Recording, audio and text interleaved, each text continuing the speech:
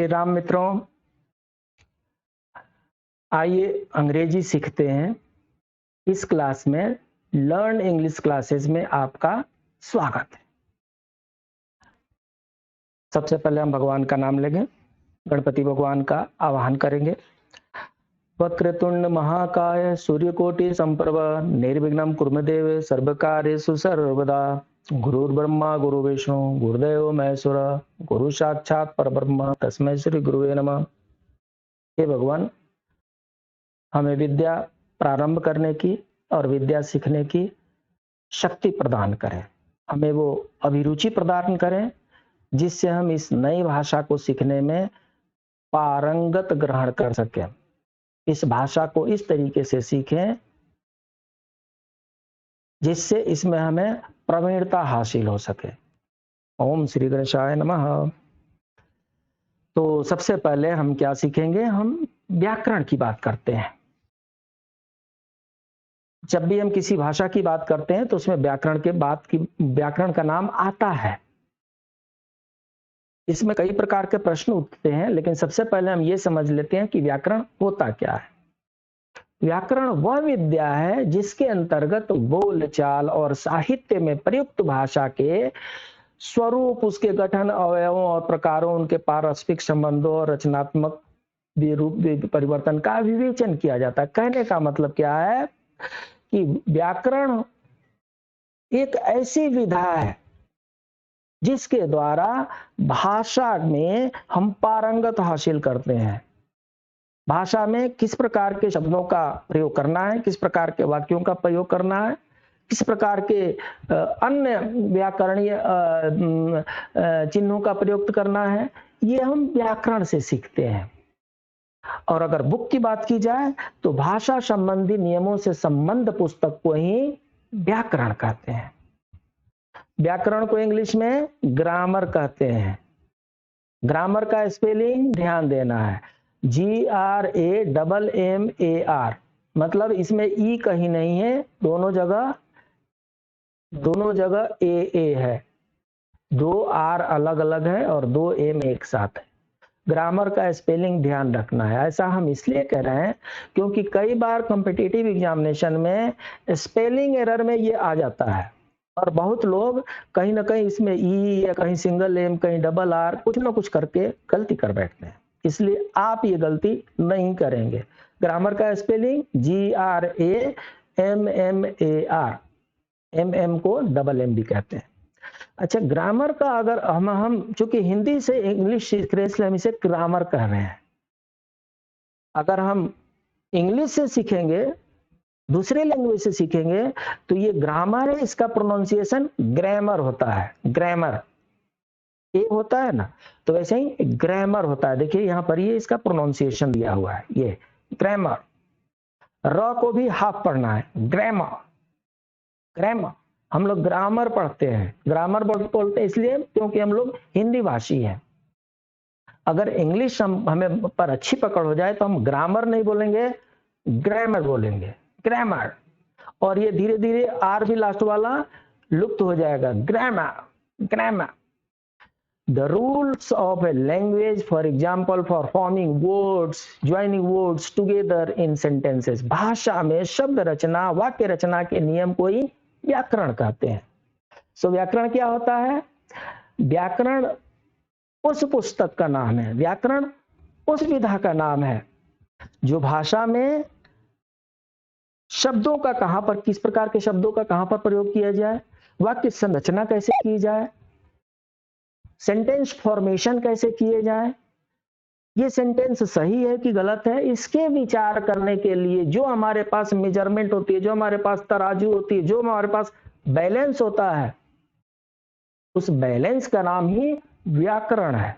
और व्याकरण को इंग्लिश में ग्रामर कहते हैं।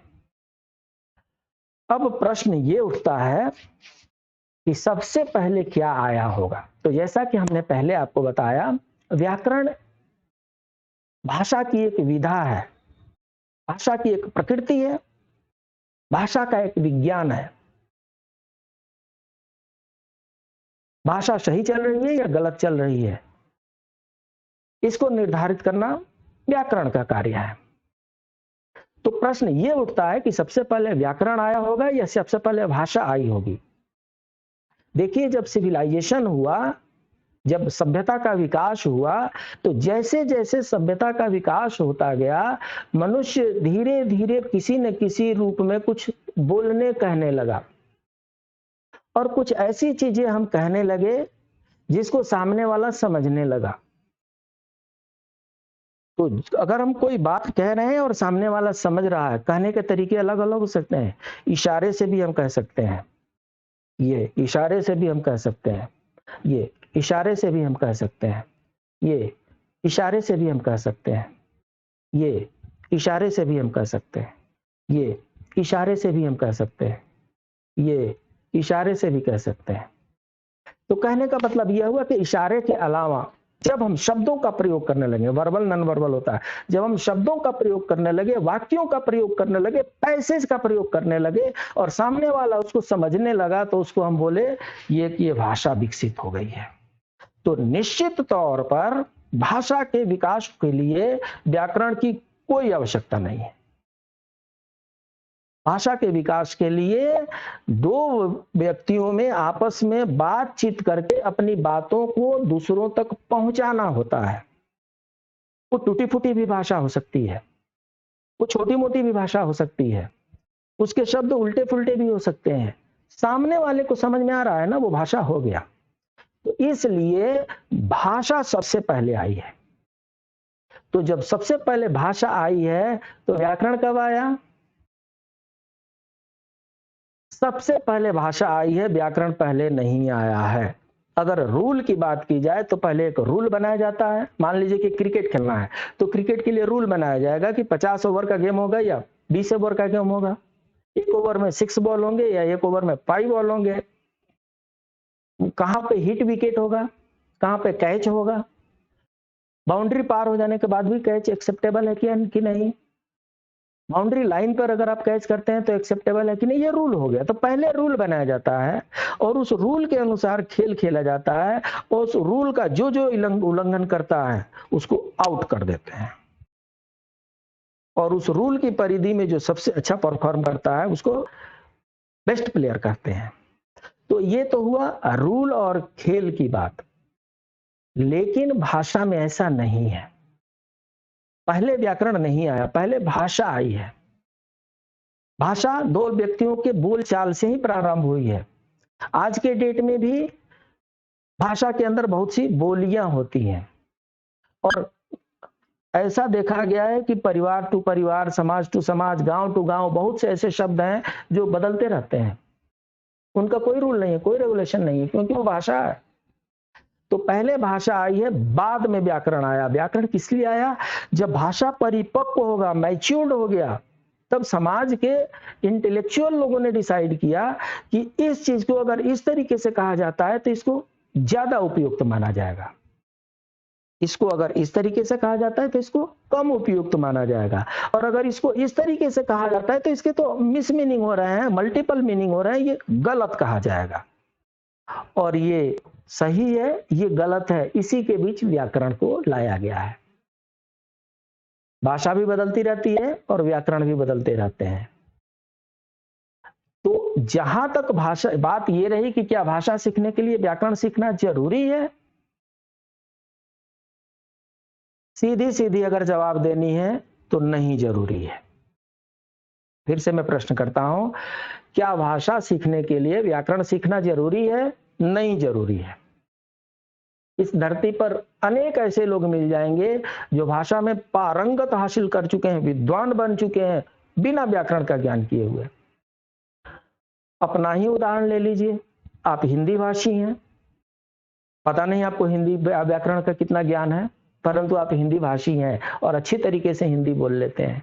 उसी तरीके से कोई अवधी वाले होंगे, कोई भोजपुरी वाले होंगे, कोई मगही वाले होंगे, कोई मैथिली वाले होंगे।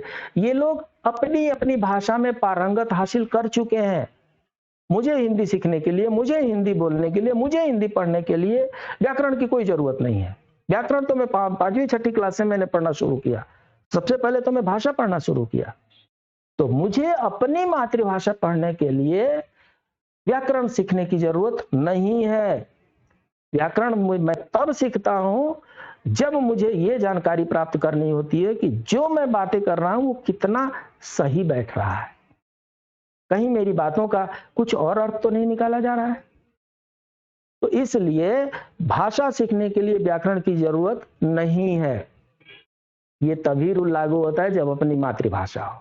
अगर दूसरी भाषा आपको सीखनी है, अंग्रेजी हमारे लिए दूसरी भाषा है, अगर दूसरी भाषा आपको सीखनी है तो फिर आपको व्याकरण के रास्ते ही चलना पड़ेगा।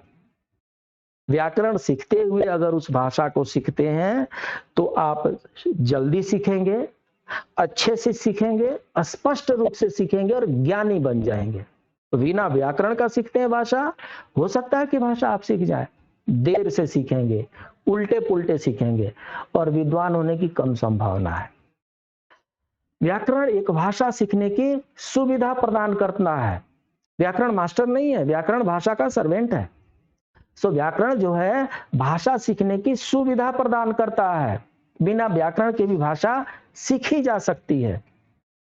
अपनी मातृभाषा हम सीख लेते हैं, दूसरी भाषा हमें सीखनी है तो हमें व्याकरण के सहारे होके चलना ही पड़ता है।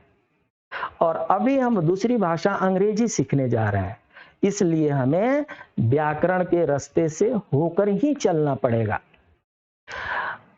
अब जब हम इंग्लिश ग्रामर पढ़ाएंगे आपको तो मुझे किसी न किसी भाषा के सहारे ही चलना है। तो जब हम इंग्लिश ग्रामर आपको पढ़ाएंगे तो इंग्लिश ग्रामर हिंदी ग्रामर से होकर के पढ़ाएंगे। इसलिए लगभग सारे मेरे प्रेजेंटेशन में, मेरे सारे क्लासेस में पहले हम हिंदी ग्रामर पर बताएंगे आपको, आवश्यकता हुई तो संस्कृत ग्रामर भी बताएंगे और तब आपको हम अंग्रेजी बताएंगे। मेरा पर्पस ये है कि खेल खेल में आपको अंग्रेजी हम सिखा दें।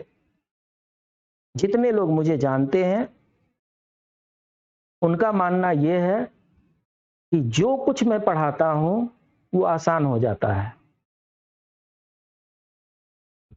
पर्सनली मैं ये कहता हूं कि मुझे कोई भारी भरकम सब्जेक्ट आता ही नहीं है, मुझे सिर्फ और सिर्फ आसान सब्जेक्ट ही पढ़ाने आता है। इसलिए मैं सिर्फ और सिर्फ आसान सब्जेक्ट ही पढ़ाता हूं। ये अलग बात है कि मेरे प्रशंसक ये कहते हैं कि जो मैं पढ़ाता हूं वो आसान हो ही जाता है। तो इसके बाद हमारे क्लासेस आपके सामने हैं। हम उम्मीद करते हैं कि एक एक वीडियो को लगातार 3 बार देखेंगे, एक वीडियो को लगातार 3 बार देखेंगे। 3 बार देख लीजिए, वो वीडियो आपका हो गया, आपको पीछे लौटने की जरूरत भी नहीं पड़ेगी। अगले क्लास में मिलते हैं pure English grammar, Hindi grammar, Sanskrit grammar के साथ। तब तक के लिए जय श्री राम।